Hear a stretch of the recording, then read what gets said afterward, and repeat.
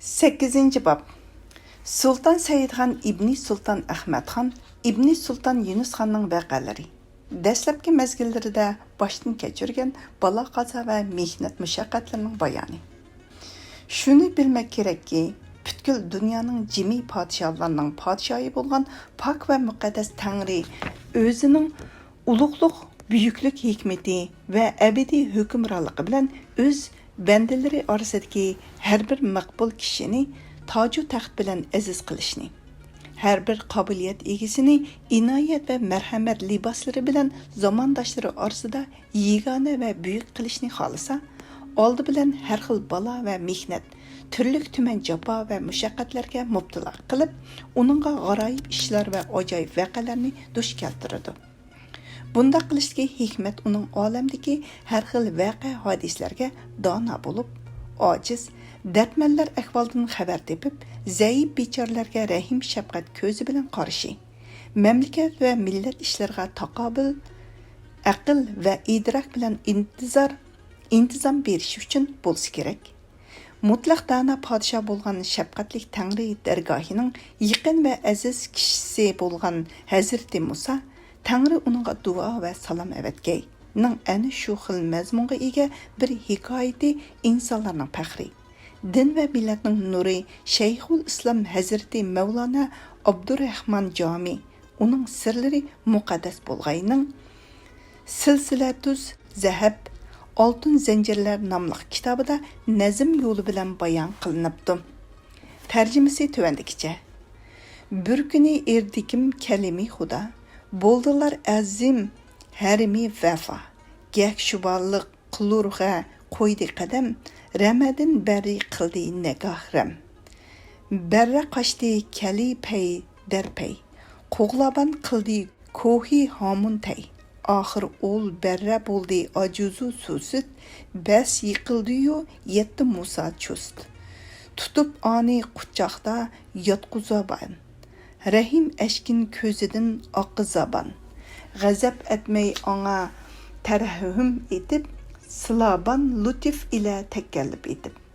Dəbki, qaçmağanda ne idi məqsud, nege munca yügür maqında nə sud. Qoğlamlaq özüm üçün irməz, ki senin nəfiin irdi mütləbbəz. Sana gər lütfu, şifət eylemeyin, koysam irdi bu nev'i qoğlamayın. Seni gergi pəlidi hun aşam, tu əməy çaşıt iter idi yaşam. Ona gerdün özü bir menzil, çaldı məqsud sariğə kusi rəfil. Tardıban bunca renci bir bayan, oldu boynuğa muncu bari geran. Şadu gəm vəxti yoxdur ey yari, barkeşlik kəbi uluq kari. Barkeş bulki taki yevmi nüşür, bulgusi menzillik sarayı sürür. Haq Taala ani şubatlıqında kördü ayini mihribanlıqda. Dedi ey Kudisyani kerubi, ölkü bulgay anınga bu xubi. Eldin etsem kerek belen ani, qılıban şahi ercümen ani.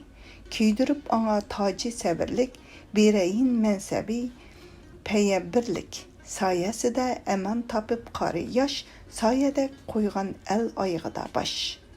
Bu cəhətdə toğra və işençlik xəbərlərdə bayan qılındı ki, hər bir peyğəmbərini elçilik tacı və libasları bilən əziz və müdvər qilishdən burun Tangri ularını oldu bilən çobanlıq qilishqa buyurubdu.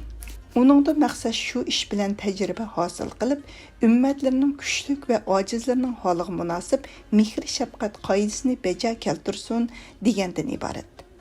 Tarixi Akka Surədə mundaq bayan qılınıdı. Qubat Akka Surənin uluqlarından olub, Nuşirvan onun oğlu idi. Qubat Nuşirvanның pişanısıda aql və idrak nurları, adalet və ihsan şoğullarını sezgəndən keyin çoğ bulğuca onun pak köngli mehri vapa, pakizlik və ilim hikmet bilen tolsun. Hər xil pəzilət və kamalatlarını hasil qılıb, türlük ilimlər onun köngül hucrısıga naqşlənsin dəb, onu ölümü və hükümallarının ən aqıl və kamallarına tapşırmaqçı boldu. Şuna Xacə Əbu Zər Cumhur Hikmni chaqirtib, Nushirvanni uningga topshirdi. Hakim padişahqa iltimos qilib, padişahning shahzodani manga topshirishida uningga aql va hikmat o'rgatishni maqsad qilgan. Shunga mendan shahzodaga nisbatan ilm, hikmat o'rgatish taqozosi bilan yiroqni ko'rolmaydigan kishilarning nazarida hurmatsizlik va haqorat hisoblanadigan ba'zi ahvollar sodir bo'lsa, padişahning ko'ngil aynikiga buningdan zarracha ranjish va adovat paydo bo'lib qolmag'ay. Chunki ozroq vaqtdan keyinla u ishning hikmati, barakati va xosiyati oshkora bo'ladi dedi. Podshoh, "Xo'p, mening maqsadim shu" dedi. Xoja Abu Zar Jumhur Nushirvanni otasining oldidan elib chiqib, ilm hikmat xonasiga qarab yo'lga chiqdi. Ular otxonaga yetib kelganda Xoja etig'mindi. Nushirvanni yuk taqalarini yudib, piyoda otning oldida minishga buyurdi. Nushirvanni qabul qilib, yuk taqalarini uchisiga elib, Xojaning itining uzangisi oldida piyoda mangdi. Xoja ba'zida itini tez mangdiradi, ba'zida tizginni tortib asta yuradi. Xojaning uyiga yetib kelganda, Xoja saroy bo'stonining sahnasida to'xtab turib, Nushirvanga g'azab va ohonat qilishga boshladi. Odamlarga Nushirvanni yotqizib urishga buyurdi. Nushirvanni Xojaning odamlari yotqizdi. Ikki tarafdan bir necha kishi çöp dastalarini ko'tarib urushga tayyor bo'lib turdi. Nushirvan intayin qo'rqib ketganligi uchun noiti iztirobga tushdi. Nolazar qilib, yig'lab ko'p yolvordi. Shuningdan keyin Xoja odamlarga farmon qilib, qo'yib beringlar, gunohidan o'tdim dedi. Shuning bilan Nushirvanga shu qadar cheksiz xushallik va ixtiyorsiz shod-xuramlik hosil bo'ldiki, u umri ichida munda xushal bo'lib boqmagan edi. Xoja shuningdan keyin yuqori izzat va ehtirom bilan Nushirvanni mehmonxonasiga olib kirdi. Uningga turli ziyofatlarni tayyorlab, har xil usullar bilan shu qadar adab va xizmatkorlik usullarini bajarib keltirdiki, Nushirvan bu qadar odamgarchilik, adab qoida usullarini xiyoliga keltirib boqmagan edi. Nushirvan Xojadan bu qadar hurmat va mehmondorlik qoida usullarini ko'rib hayron qoldi. Xoja Abu Zar Jumhur aytdiki, "Ey shahzoda, oldi bilan seni ot oldida piyoda mangdirdim. Gohida tez yurdim, gohida asta mangdim. Buningdan maqsadim shuki, sening etingning uzangisi atrofida mangan piyodalarning holiga yetkaysan. Otliq yurishning martabasi qanday ekan, piyoda minishning ranich mushaqqati qanday bo'ldi ekan, buni bilgaysan. Bu tajribani hosil qilsang, ondan piyodalarning holidan xabardor bo'lsan. Shuning bilan sana g'azablandim va seni urishni buyurib yotqizdim. Ondan yana urmay kechirim qildim. Buningdan hikmat shu ediki, o'zingga ravo ko'rmagan har qanday ishni o'zingdan boshqa kishilarga ham ravo ko'rmagaysan. Podshohlarning qo'rqinchli g'azabi va siyosati kishiga qanday iztirobliq va vahimalik andishlarni soldiganligini, apu va kechirim qilishning shod-xuramlik qanchalik darajada bo'lganligini bilgaysan. Qachonki birovga g'azabing kelsa, darhol uningga apu va kechirim ishkini ochqaysan. Gunohkorlarning holiga yetkaysan. Chunki sen podshoh, hamma xalq sana muhtojdir. Yana men yaxshi so'zlar bilan sening ko'nglingni oldim. Buningdan maqsad shuki, sen mu xaloyiqqa men sana yaxshi muomala qilgandek, mushundaq yaxshi muomala qilgaysan. Xoja Abu Zar Jumhur bu so'zlarni deb shuncha ko'p hikmat va nasihatlarni bayon qildiki, Nushirvan jon quliqi bilan anglab, ko'ngil xazinasida u hikmat javharlarini ching saqladi. Hech vaqtda bu nasihatlarni unutmaydi. U podshohlik taxtiga o'tirganda so'zlardan mo'jizlarni bayon qilguvchi Hazrati payg'ambar Tangri uningga duo va salom avatgayning muborak lafzidan joriy bo'lgan "Men odil podshohning davrida tug'ildim" degan sharaflik unvon uning saodatlik sahifasiga yozildi. Nushirvan shohlik zamonida shundoq yo'lda mangan ediki, uning tavobatlari, vazir amirlari va fuqarolardan hech kim uningdan norozi emas edi. Agar biror kishidan xatolik va gunoh sodir bo'lgan bo'lsa, uningga hargiz jazo berib intiqom olmaydi va azob oqibatga duchor qilmaydi. Balki yaxshilik va in'om bilan ehtirom qiladi. Kechirim va iltifot bilan xaloyiq ichida mumtoz qiladi. Shu tufaylidan u kuparlardan bolsumu, lekin boshqa kuparlardan farqli holda kuparlarning boradigan yeri bo'lgan jahannamdan xalos bo'lib, azob oqibatlardan xoli bo'lgan Erraf degan manzilda o'rinlashdi. Bu muqaddimalarni so'zlashdan maqsad va bu hikoyatni yezishdagi murod shuki, azal hikmati va adabiylik irodasi shuni xohlaydiki, izbosarlik tojiga ega bo'lguvchilar xayr, ihson va adolat xususiyati bilan zinnatlanishi. Uning vujudi turli guruhlar ichidagi yaxshi xislatlarning juvahirati hamda xilma-xil nozik esil tajribalar bilan yasagan va bezalgan bo'lishi lozim. Padişahlık libosi sharaf naqshlaridan va nozik xislatlarning gullaridan rang olgan bo'lishi kerak. Aziz va baxtlik Hazreti Xon bo'lsa, padişahlık daraxining mevasidir. U ulug' padişahlık xaznasidagi yagona go'hardir. Uning ismi Sultan Said Xondir. U o'zi qaddiga padişahlık liboslarini, muborak beshiga shohlik tojini kiygandan beri butkul davlat arboblari, umumiy dehqon va fuqarolarga, bo'libmi fazilat va kamolat egalariga, faqir va miskinlarga farog'at xotirjamlik hosil bo'ldi. Ular o'z vaqtlarini buyuk podshoh, bo'libmi nozu ne'mat berguchi buyuk podshoh, Tangriga ibodat va shukr sana aytishga sarf qilmoqda. Uning barkati uzun muddatlargacha din va dunyoga mansub bo'lg'ay. Oldi bilan har xil mehnat mushaqqat tortquchi olam ahli uning tufaylidan shu mehnat mushaqqatlar orqali imtihon qilib ko'rildi. Hazreti Xonni tafriqchilik va zamon inqilobi vositasi bilan Tangri necha xil mehnat mushaqqatlarga mubtalo qildi. Shu orqali Xon bu turaqsiz zamonning inqiloblaridan savoq ilib tajribalik va adab axloqliq bo'ldi. Cho'ng kichik hamma xaloyiqning ahvolidan to'liq xabardor bo'ldi. Shunga saltanat vaqtida har bir toifaning o'z holiga qarab, ularga loyiqida muomala qildi. Hamma xalq uchun farog'at va taraqqiyotga sababkor bo'ldi. Nazm. Mardi xira mandu hunar peshaga. Umr ikki bo'lsa kerak behalal. Birsi birla tajriba o'zgansa ol, bas yana bir umr anga qilsa amal. Demak, bu kitobda har qanday yerda Hazreti Xon iborasi kelsa, uningdan maqsad Hazreti Sultan Said Xondir. Bu ixcham kitobni yezishdan asli maqsadmi Hazreti Xonning ahvollarini bayon qilishdan iboratdir. Xonning sharaflik nasiblari yuqorida zikr qilinib o'tdi. Xon tug'ilib 14 yoshga kirguncha bo'lgan orliqda buzrukvar otasining saodatlik olqonlarida baxtiyorlik bilan kun o'tkazdi. Xonning umri 14 yoshga yetganda, Xonning buzrukvar otasi muborak ismlari Sultan Ahmadxon, laqamlari Ollichxondir. Ning ko'ngliga oksi Sultan Mahmudxonning xizmatiga berish havasi tushdi. Shunga cho'ng o'g'li Mansurxonni o'z o'rnida xon qilib tiklab qo'yib, ondan ikki o'g'li, uning biri Sultan Saidxon, yana biri Babachaq Sultandir. Ni hamroh qilib Toshkent kelib bordi. Yuqorida bayon qilinganidek, Oqsidagi urushda xonlar asirga tushdi. Hazreti Xon u urushda otasi bilan hamroh edi. Ikki lashkar bir-biriga qarshi urushga qadam qo'yganda, hamma kishi o'z jinni muhofazat qilish bilan qoldi. Xonmo bir tarafga qochib ketib boradi.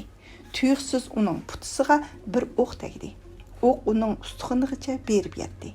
Xon otasining lashkarining tirib beran bo'lganligini ko'rdi. Uning o'q zaxmisi bilan hech yerga qochquchilik ham harakat qilg'uchilik majoli qolmagan edi. Ilojisiz bir chunqur o'rak kelib yotdi. U joydagi yerlik xalqlar urush maydoni lashkarlaridan xoli bo'lgandan keyin janggohda lashkarlarning biror narsadan tushib qolganmidi deb izlab yurib, xonni uchratdi va tutib oldi. Qarsa u xonga bir yerga berib kelgudek majol yo'q. Ilojisiz necha kungacha uylarida saqladi. Shahibixon Toshkentning ishini bir taraf qilish uchun bu yerda to'xtamay yurish qilgan edi. Xon bara-bara majoliga kelib sog'lom bo'ldi. Bu vaqtda Oqsida Shayx Bayazid hokim edi. Shunga xonni uning oldiga elib bordi. Shayx Bayazid xonni bir yilgacha qamoqqa soldi. Bir yil tamom bo'lguncha xon qamoqda yotdi. Bu chaqda Shahibixon kelib Tanbalni tutib o'ltirdi va Andijon viloyatini Jonibek sultonga topshirdi. Jonibek sulton Oqsiga keldi. Xonni Jonibek sultonning oldiga ilib keldi. Jonibek sulton xonni Shohibek xonning huzuriga avatdi. Shohibek xon xonga ko'p iltifotlarni qildi. Go'yoki otasidek lutfu-marhamatlar bilan qishida saqladi.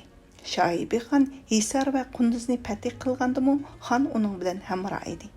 Men xonning bu voqealarni taksin va taajjublar bilan naql keltirib mundaq bayon qilganligini anglagan edim. Shohibek xon Hisarni fath qilganda Sultan Mahmudmu Qunduzni fath qilib, o'z ilkiga olganligi haqida xush xabar angladi. Hisarni Hamza sultonga topshirdi. Chag'in ayonni Mahdi sultonga in'om qildi. O'zi yurishni davom qildi. Darban ahanin ya'ni Tömür qapqa, hozirgi O'zbekistondagi Darbandining g'arbiy shimolidagi tog' eg'izida. Muharrirdin. O'tingning yo'li tor edi. Lashkari aslahalari va g'aynimat mollari to'liq bo'lganligi uchun to'pa.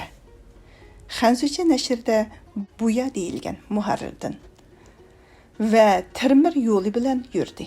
Shohibek xon g'olib lashkari bilan bir manzilga tushib, shohona chidirda majlis tuzib o'ltirib. Kun tush bo'lgan mazgil to'li odamlari majlisdan tarqagan. Yana bir muncha ulug' kishilar atrofida bor edi. Men u majlisda hozir edim. To'satdan bir kishi xabarchilarga xos tez surat bilan yetib keldi. Uning chiroyidan g'am qayg'u alomati bilinib turadi. U odam Shohibek xonning bargohiga kirib bir maktubni uzatdi.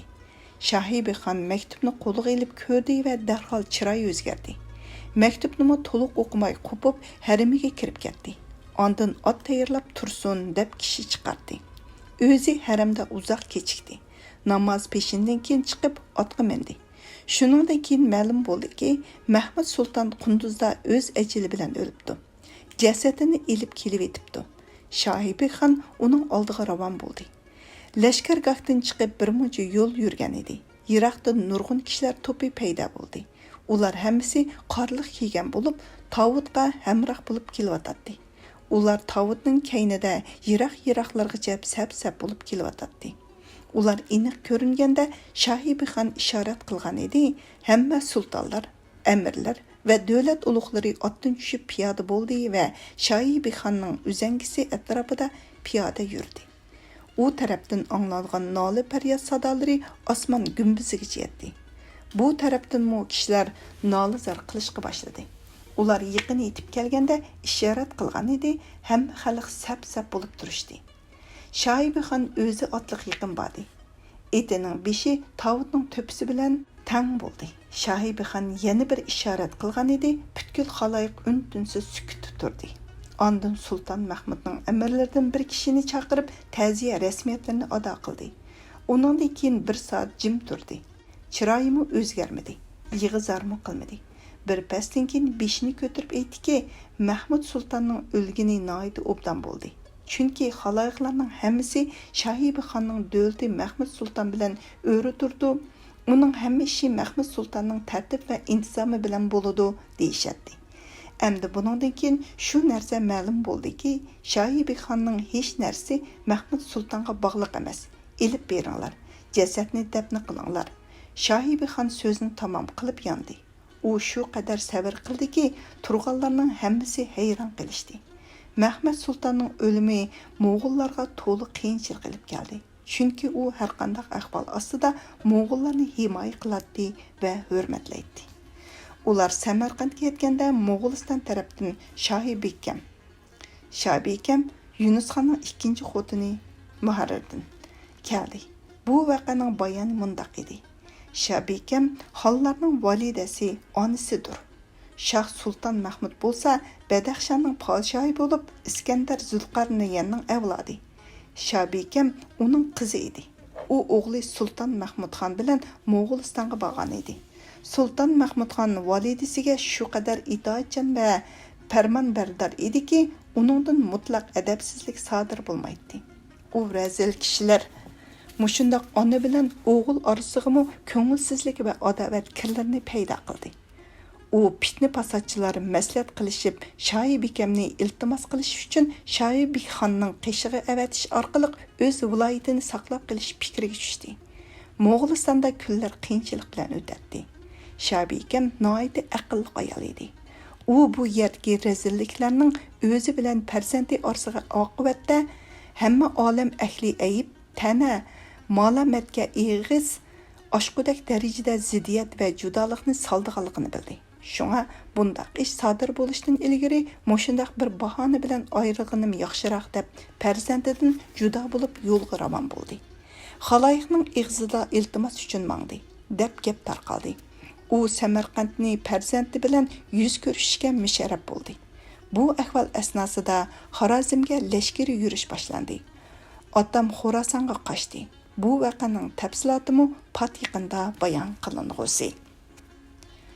Xon shundaq aytgan ediki, Mirza Xorasonga qochgandan keyin biznimi qo'rqinish bosdi. 16 kishi birlashib Samarqand ichidan qochib Xumak Xanzucha nashrda Xutuq deyilgan muharrirdan. Yo'li bilan Qora To'qay Sirdaryosi bo'yidagi to'qaylarning biri bo'lib, Qora Singir To'qay bo'lishi mumkin muharrirdan. Orqaliq Sayramga chiqdik. Ondan uzun Ahmad yo'li bilan Yettikent nomi bilan mashhur bo'lgan joy orqali Mo'g'ulistonga qarab mangdik. Yettikentda Sulton Mahmudxon bor edi. Uning bilan ko'rishdik. Bu voqea yuqorida qisqacha bayon qilingan edi. Sulton Ahmadxon vafot bo'lib, Sulton Mahmudxon Mo'g'ulistonga bordi. Sulton Mahmudxon noiti mijazi nozik podshoh, saltanat ishida to'liq beparvo edi. Mo'g'uliston bo'lsa bir sahra bo'lganligi uchun bundaq beparvolik bilan uni qo'lda tutib turish qiyin edi. Mushu vajidan Sulton Mahmudxon Mo'g'ulistonda turolmay Yettikentga kelib turgan edi. Demak, xon u yerda tog'isi bilan tepishdi. Necha muddatgacha tog'isining mulozimatida bo'ldi. Lekin xon noiti shijoatlik, g'ayratlik edi. Tog'isining susligi va beparvoligiga chidab turolmay u yerdan qochdi. Sulton Mahmudxon uni yondirib kelish uchun orqasidan kishi avatdi. Ular qo'g'lishib 3 kundan keyin yetdi va urush qilishdi. Urush toza shiddatli paliga yetdi. Sulton Mahmudxonning Maqsud Ali otliq bir mulozimi bor bo'lib, soz va naqshiga mohir, noyati botur edi. Bu urushda u to'liq qahramonlik ko'rsatdi. Xon bu urushda shu boshlayotganligini ham xaloyiq shuningga agishib urush qilayotganligini ko'rib, uning qasdiga tushdi. Xon uningga qarab aytilgan edi, u taqat qilolmay qochishga yuzlandi. Qochib ketib etib, orqasiga qarab xonga bir o'q atdi. O'q xonning so'l targ'iqiga tegdi. O'q shu qadar ching patgan ediki, xonning targ'iq ustixonining beshi sungan edi. O'q so'l yelkisiga o'tib, o'ng targ'iqqa yetganda to'xtagan edi. Mushundaq ahvol ostida xon Maqsud Alini qo'g'lab yetdi. Ammo xon yaralanganlikdan majoldan ketgan edi. U Maqsud Alining ishini tamom qilish uchun shu qadar tirishchilik qildi. Ammo qo'lning quvvati vafo qilmadi. Maqsud Ali salomat qochib ketdi. Xon qaytib keldi. Xonning targ'iqidagi jarohat intayin yomon edi. Toki 2 yilgacha xonning o'ng qo'li qarg'a kelmadi. Az vaqtdan keyin Maqsud Ali bir urushda bir mulozimning qo'liga tushdi. Mulozim uni o'ldirmoqchi bo'lgan edi. Bir kishi uni xonga olib bergan. Xon o'z qo'li bilan o'ldirgani yaxshi. Shunda qilsang, xonmi sendan xursand bo'ladi dedi. Shunda qilib uni xonning yeniga tirik elib bordi. Xon noyati xushal bo'ldi.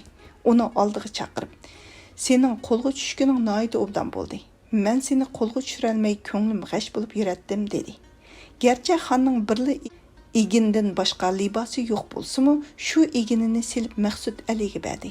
Ham bir necha ot berdi.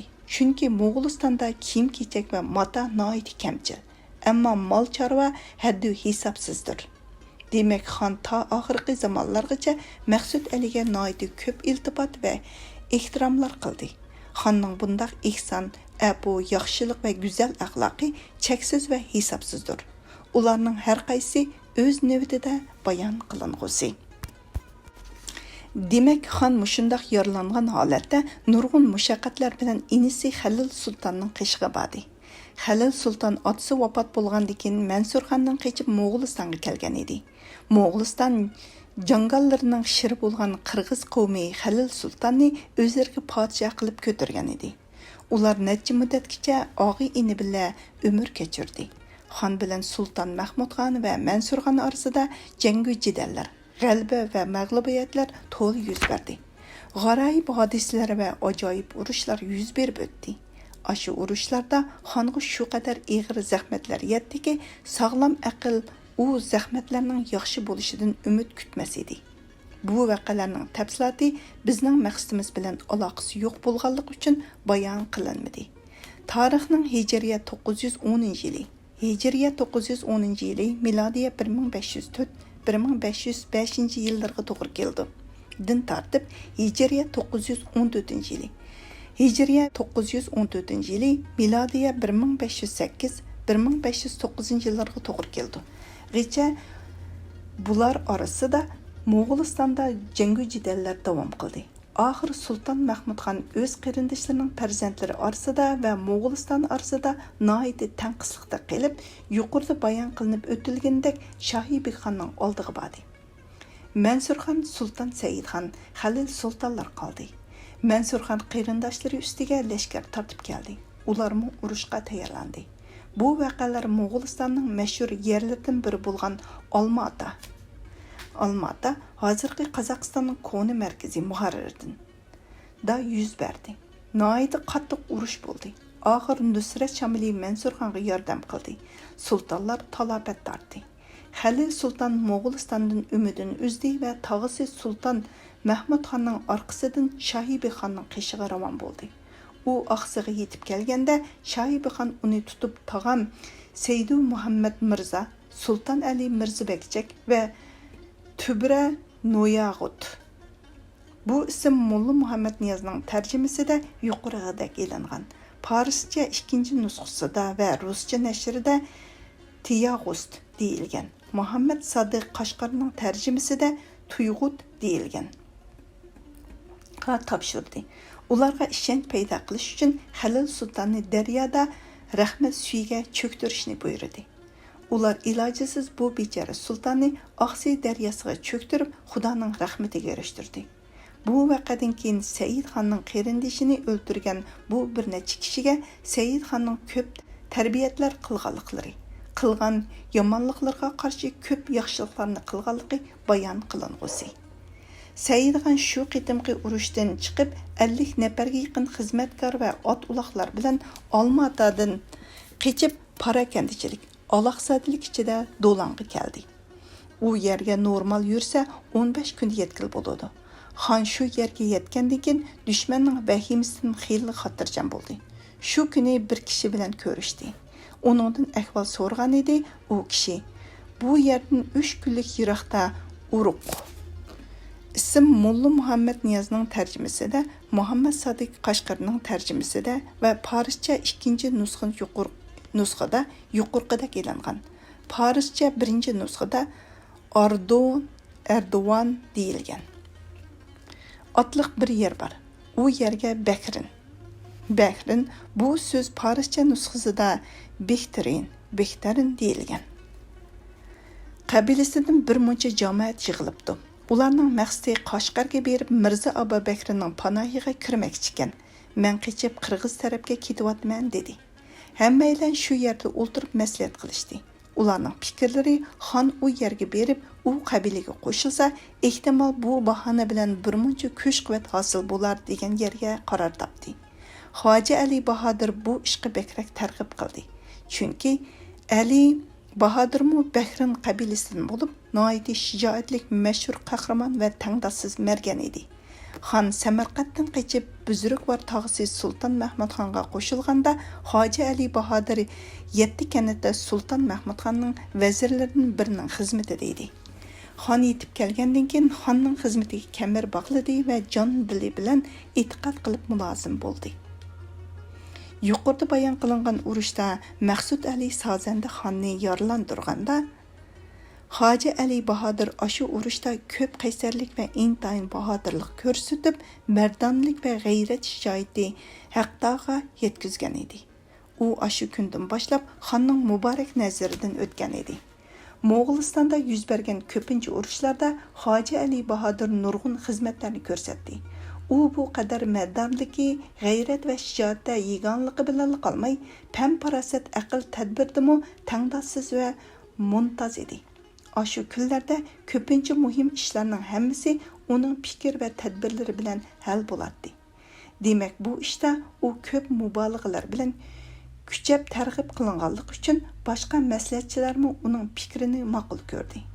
Hoji Ali iltimos qilib, agar bu jamoat bilan borsak, ular bizni hozir zarba yegan vaqtda biror tama bilan kepti deb gumon qilishi mumkin. Bundaq bo'lganda ularning ko'nglida vasvasa paydo bo'lib, bu xiyol ko'nglidan chiqmaydi. Bu ittifoqsizlik va tafriqchilikka sabab bo'lg'usidir. Şuna hozircha maslahat shuki, shohning muborak uzangisida men boray. Qolgan jamoat bu yerda 5 kun saqlab tursin. Ular agar ma'qul ko'rsa, ozroq mulozimlar bilan faqir borsam, ularning noto'g'ri xiyollari va nachar o'ylari o'rniga sap aqida, vafodorlik o'rin olsa, hammamiz maqsadga muvofiq holda tezlik bilan bizni saqlab turgan jamoatga qo'shilgaymiz. Vaqtning taqozosi bilan bu fikr munosibdir. Chunki hozir ot uloqlarni obdan muhofazat qiladigan vaqtdir. Agar hamma xalq xonning xizmatida bo'lib, billa borsa, ot uloqlari kuch mag'dursiz ketadi, dedi. Bu fikr hammaylanga muvofiq bilindi. Shunda qilib, xon bilan Hoji Ali Bahodir yurib ketdi. 3 kun yurgandan keyin yetib bordi. U xaloyiq anglab, mo'g'ullarning qoidasi bo'yicha kelib ta'zim rasmiyatini ado qilmadi. Hammasi adabsizlarcha muomala qildi. Hoji Ali ularga so'z boshlab, murod maqsadlarga yetgan jimi orzuliq kishilar purstiga intizordir. Ular davlat manlarining peshini umid va xizmatkorlik qo'llari bilan mahkam tutdi. Deyishiga ular Hoji Alining so'zining oxirini kutmasdilar. Bu so'zlarning umochqa chog'liq mazsi yo'qdir. Gap qilganning nima paysi, 100 uyli kishining qo'lidan nima keladi? Bizda bunchalik kuch-qudrat yo'q deb xonni qo'yibdi. Ve xonning do'stlariga yugurib Hoji Alini tutdi. Xonning itining jubbisi Hoji Alining qo'lida edi. Uni tortib olib, otning chulurini xonning oldiga tashladi. Hoji Alini tutib, o'z manzillariga ilib ketdi. Xonga jon vahimasi ustun keldi. Shunga tezlik bilan yondi. Xon ularning xonni tutib Mirza Abubakriga to'kpa qilib ilib berishidan ansiraydi. Xon bu andishi bilan hayron bo'lib, butun surat bilan o'zining mulozimlariga yetib olish uchun oldi orqasiga qarab ehtiyot bilan ketib boradi. Xon bu voqeani ko'p hikoya qilgan edi. Peqir Xondan shu chaqda yolg'izlik qo'rqinchisi hammadan g'olib kelgandir deb so'ragan edim. Xon, yolg'izlikdan ortiqcha qo'rqmadim. Chunki ilgari Mo'g'ulistonda yolg'iz yurgan edim. Necha kunlarni tanholik bilan o'tkazatdim. Ondan yana xaloyiqqa qo'shilatdim deb javob berdi. Xon shu mang'ancha bir muncha yo'l yurgandan keyin yiroqdan bir kishi paydo bo'ldi. Xon o'zini daldiga oldi. Etini pinhon bir joyga mahkam bog'ladi va shu yerda o'qyonni tortib saqlab turdi. U kishi yaqin kelganda o'q uzib uningga hujum qildi. U kishi qo'rqib ketgandan harakat qila olmay o'zini otdan tashladi. Xon uni tanidi. U qirg'izlar tarafga ketayotganda Do'landa ahvol so'rgan g'ulam edi. Bu xalqning xabarini u aytib bergan edi. U xonni tanib, xonning etining uzangisini so'ydi. Xon uningdan o'z mulozimlarining xabarini so'rab, ular hozir qayerda dedi. U kishi, Hazratingiz Hoji Ali Bahodir bilan yurib ketdingiz. Shuningdan keyin u jamoat orasida ixtilof paydo bo'ldi. Ular mundaq deyishdi: Palonlar kechada xonning manziliga yaqin yerda edim. Hoji Ali Bahodir xonga, bu chechilangu xalqdir. Bular bilan hech ish qilg'il bo'lmaydi. Ular bo'lsa uy ziminlar maldor xalqdir. Bu mulozimlarning har qaysi amir va amirzodalardir. Bularga taaddu bilan buyruq qilsalar, bular buni ko'tarolmaydi. Bulardan bizning maqsadimiz hosil bo'lmaydi. Şuna eng yaxshisi bulardan ayrilib u jamoat qayoqqa borsa, ular bilan qo'shilib bir ish qilayli dedi. Bu so'z xonga noyida ma'qul keldi. Endi xon hargiz kelmaydi dedi. Bu so'zni anglab ularning hammasi umidsizlanib, har biri bir yo'lga kirib chechilib ketdi deb javob berdi. O'shku Muhammad Mirza Shoh Mirak ve Zikar Bahadır başlıq bir neçələri Mansurxonning poytaxti Turpan tarafga ketdi. Qaraquloq Mirza başlıq bir guruh Andijonga, Shohibixonning oldiga borsak, yaxshilik ko'rarmiz deb shu yoqqa ketdi. Xo'sh keldi Ko'kuldosh va Aziz Bardi og'a başlıq yana bir jamoat Qashqarga Mirza Abubakrning xizmatiga berish uchun ravon bo'ldi. Shunda qilib bular hammasi taraf-tarafga chechilib ketdi. Hazrati Xon uning hujjatlari nurliq bo'lg'ay. Bu haqda doim mundaq deydi. Bu xabarni anglagandan keyin hayronlik ichida qoldim. Menga qattiq dishvorchilik paydo bo'ldi. U kishidan bu voqeaga necha kun bo'ldi deb so'rgan edim. G'ulam, siz Hoji Ali Bahodir bilan yurib ketgan shu kuni ular bu paranglarni qilishib, hammalari tarqab ketishdi deb javob berdi. Birer soatgacha beshimni tuvan selib o'ltirdim. Uzoq tafakkur qildim.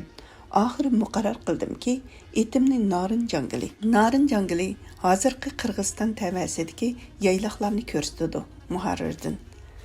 G'a qo'yib beray. O'zim piyoda yurib kiyik etib, go'shini g'izo qilib, terisini libos qilib kiyib, bir necha muddatgacha kun o'tkazay. G'oyib olamda nima ish dush kelsa, shu ishni qilay degan qarorga keldim. Mushunda xiyol bilan etimni yetilib yuratdim deydi. Bilmek kerakki, Moğol xalqining orasida bir xil odat bor. Ularning shijoatli kishilari uzun muddatgacha tanho umr o'tkazadi. Qayerdaovat joylardan birer oylik yiroqlikdagi birer sahra, jangal yoki birer tog'liq bo'lsa, shu yerga berib g'izolarga kiyik go'shi yeydi. Terisini kiyim qilib kiyadi. Bu ishni mardonlik va shijoatning alomati deb hisoblaydi. Bu ish intayin mushkul va xatarlikdir. Demek, xon ana shunda xatarlik ishga bel bog'lab, g'ulamga ruxsat berdi. O'zi o'z ishiga qarab yuzlandi. Kechisi bir muvofiq joyda uxladi. Tong etib kunduz bo'lganda yo'lga ravon bo'ldi. Xon Mo'g'ul qoidasi bo'yicha tong etish bilanla yo'lga chiqib, orqasidan kishi kelgan yoki kelmaganligini yaxshi ko'zatdi. Yana boradigan tarafni mo'ljarlab, tekshirib, tayinlab bilib, ehtiyot bilan yuratdi. Xon har ikki tarafdan xotirjam bo'lgandila, etini yayloqqa qo'yib berib, o'zi istirohat qiladi. Bundaq ehtiyot qilishdagi maqsad shu ediki, agar kishilar qo'g'lab kelgan bo'lsa, kechisi yuratdi. Subhi vaqtida yo'lga ravon bo'lgunicha toki tang kechigacha yo'l yuratdi. Shunda qilgandilar, hech kim uni ko'rolmaydi va xonning uxlaydigan manzillarini bilolmaydi. Bundaq ehtiyot qilish ularning odati. Xon har tarafga nazar silib, xon kelgan tarafdan birla kishining kelayotganligini sezdi. Yiroqdan u kishining qarisi ko'rindi. Xon vahimaga tushdi, ko'nglida u xalq pushaymon qilib qo'g'lab kelgan bo'lmasin deb andisha qilib turadi. U kishi yaqin keldi. Qarsi bir kishi ekan. Texmi ehtiyot bilan qaragan edi, uning orqasidan yana boshqa kishilarning kelmaganligini bildi. Xon bir yerda o'qyonni betlab turdi. U kishi yuqori ovoz bilan chaqirdi. Xon taajjublanib turgan edi, u odam yaqin yetib keldi. Shuningdek keyin xon uning Hoji Alining ovozi ekanligini tonidi. U ot choptirib yetib keldi. Xonni ko'rib o'zini otdan tashlab, xonning oyog'iga yig'lab turib yiqildi. Xonmi yig'lab uni quchoqlab oldi. Hammaga ma'lumki, mushundaq chaqda mundaq aziz do'st bilan ko'rishishning xo'shalligini bayon qilib tugatgili bo'lmaydi.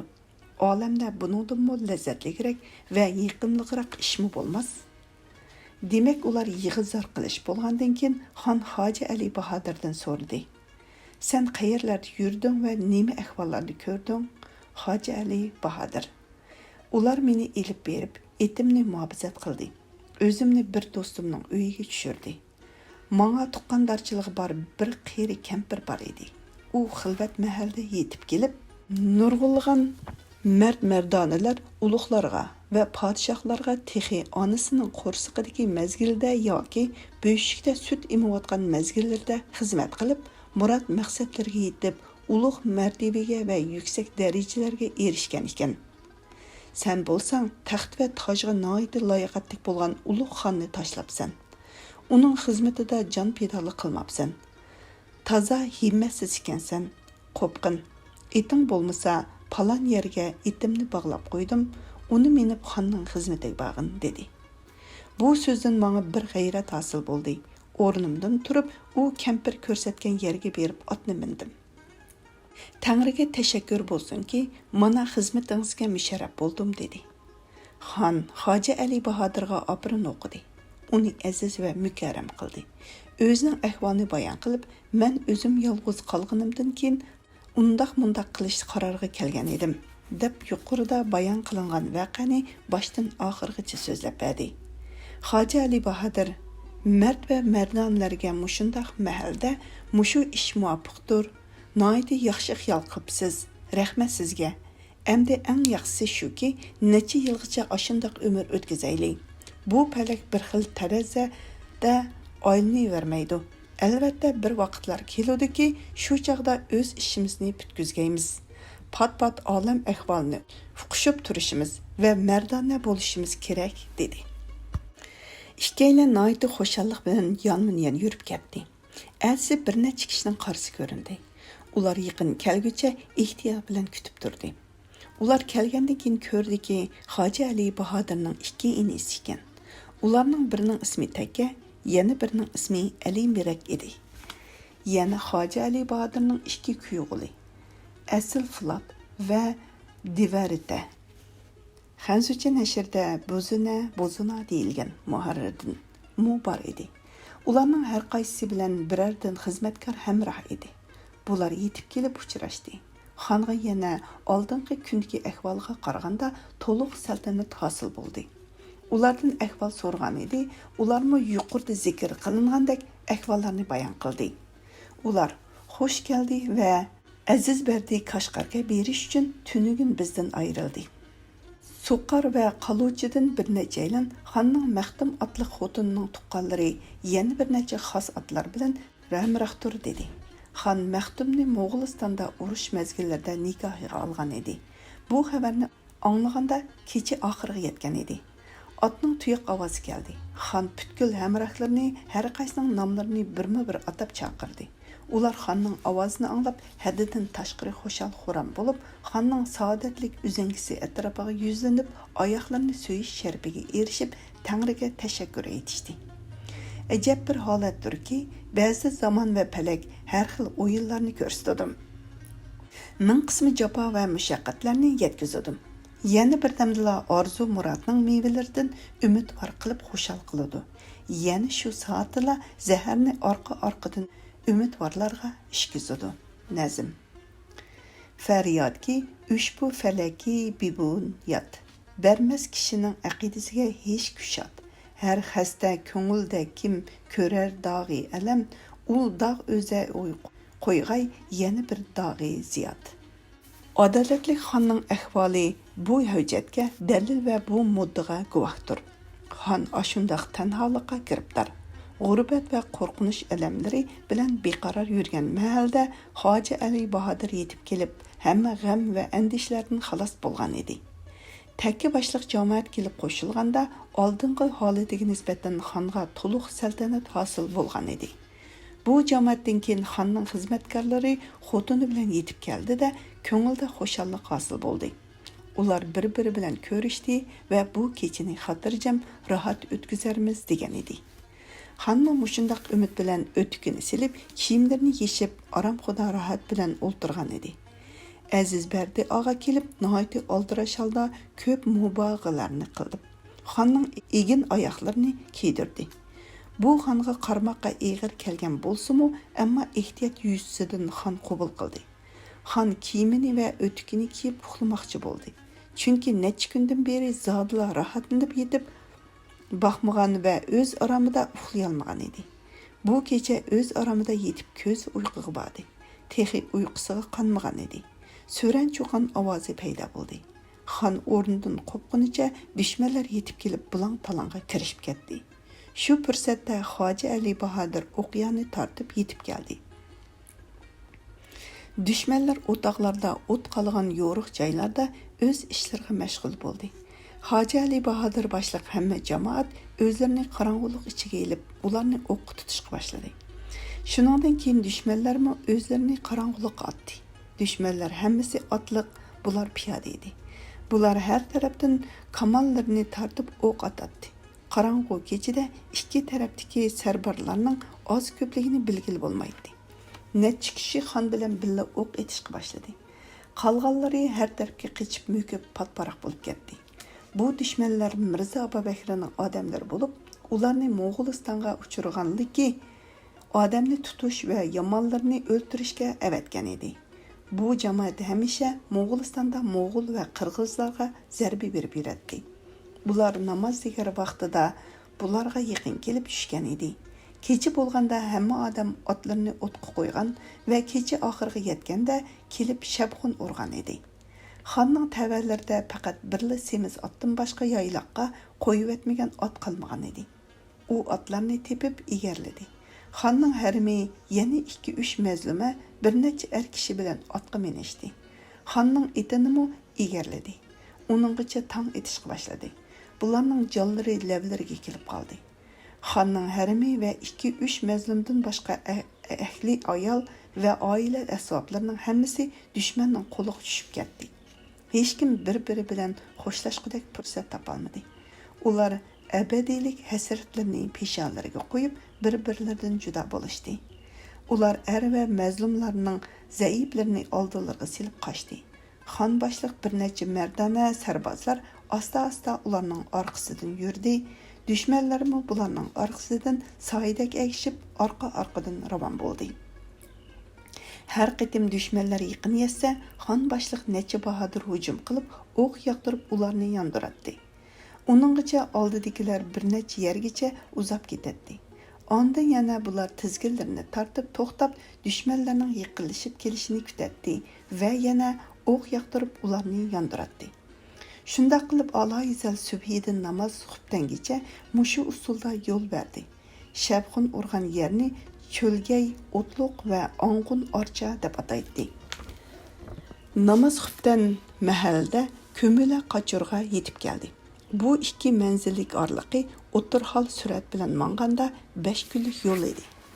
Erlar va xotinlarning zaif ojizlarini qochadigan mezgilda jangallarga yo'shirib qo'ygan edi. Ularmı özlerini imkoniyatning baricha maxfiy tutadi. Xonning xotini bilan bir necha xotinlar va erlar bor edi. Ularning ko'pinchisi dushman qo'liga tutqun bo'ldi. Namoz xubdan bo'lganda yana jam bo'lishi mumkin emas edi. Shunga har qaysi o'z oldiga chechilib ko'mila qochurning jangalida yo'shirindi. Ba'zilarning otlari herib qardan chiqqan edi. Shunga ular qo'rqinish tufaylidan otlarini tashlab piyoda minib jangalga yo'shirindi. Sübhi paytida ular har qaysilari jangalning egiz yerlariga chiqib, har tarafga nazar solgan edi. Dushmanlardan hech bir nom nishon ko'rinmadi. Ular toki tush vaqtgacha ta'xir qilib turdi. Uningdan keyin har tarafdan bir-birlarini chaqirishib tepishdi. Qochadigan chaqda har tarafda yo'shirinib qilib qolganlarning ahvoli noma'lum edi. Ular dushman qo'liga giribdor bo'ldimikin deb tekshirdi. Ma'lum bo'ldiki, xonning xotini va ikki mazlumdan o'zgisi butunlay dushman qo'liga asir bo'ldi. Shu kuni u yerda saqlab turdi. Ularning yo'l yurgidek majoli qolmagan edi va qaysi tarafga berishni bilmaydi. Shunga hayronlik ustiga hayronlik yuzlanib, tafakkur va taraddud qiladi. Har bir kishi o'zicha bir xil maslahat qiladi. Har kim o'zgacha bir turli tadbirlarni ko'rsatadi. Valanki har birining maslahati bir xil nuqsondan va to'salg'udan xalos emas edi. U maslahatlardan biri shuki, avod joylarga berish xiyolini ko'ngildan chiqarib etib, jangallarda kun o'tkazish. Ular o'ylab ko'rgan edi. Buning mutlaq imkoni yo'qdir. Chunki jangalda asbob saramjonsiz umr o'tkazish mumkin emas. Tekshirib ko'rgan edi, hech kimning kamonida o'q qolmagan. Faqat xonning kamonida bir talla o'q qolgan edi. Buning bilan hech bitmaydi. Amalsiz bu maslahatdanmi ko'ngil uzdi. Yana bir maslahat Dashti Qipchoq tarbiga berish edi. Chunki u vaqtlarda Mo'g'ul xonlarining xaloslik topadigan joyi shu yer. Lekin u yerga berish uchunmi o'q yaroqlar lozim edi. Yana ba'zilar Qashqarga berish maslahatini ko'rsatdi. Ammo ular o'ylab ko'rdiki, Qashqarga borganlik go'yoki tirik go'rga kirganlikdir. Mansurxon bilan texi yaqindala sap tuzib urush qilishgan edi. Bu mehnat va balo qazolarga sababkor bo'lg'uchimi Mansurxon edi. Ahir ilojisiz ularning fikrlari Andijonga berishga qaror topdi. Ehtimal Shohibixon Sulton Mahmudxonga izzat hurmat qilib yaxshilik yetkazgandir. Shuning vositasi bilan kun o'tkazgili bo'la deb qaror qilishdi.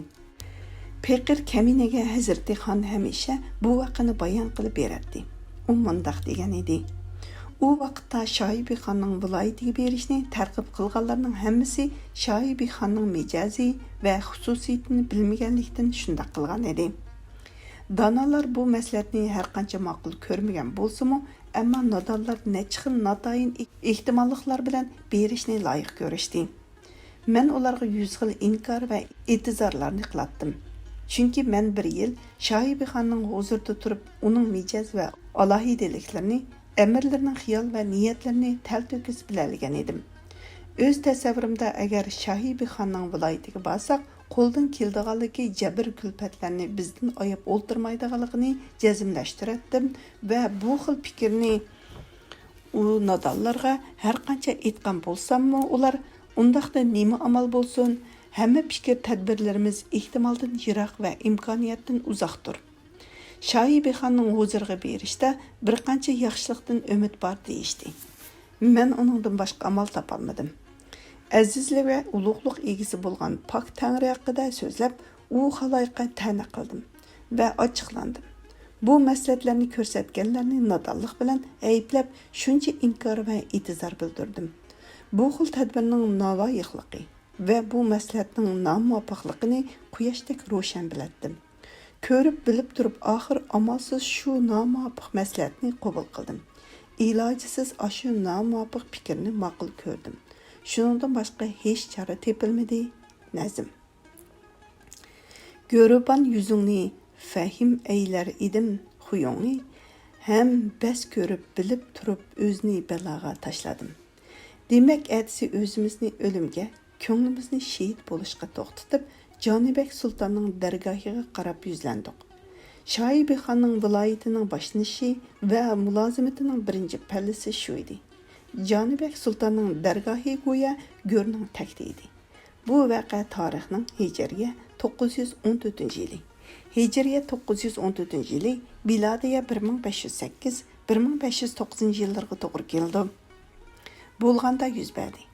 Bu chaqda Sultan Mahmudxonni shehid qilgandan keyin bu vaqadan 2 oy ilgari Sultan Halil Sultanni rahmat daryosiga g'arq qilgan edi. Xon Sultan Halil Sultan bilan otimi, onami bir qarindosh edi. Mushu yil Bobur podsha Kabulda o'rilishib mustaqillik e'lon qildi. Xonning hikoyasi bu yerga yetdi. Endi agar otamning va Bobur podshaning hikoyalaridan bir muncha bayon qilmasak, so'z tartibi to'liq bo'lmaydi.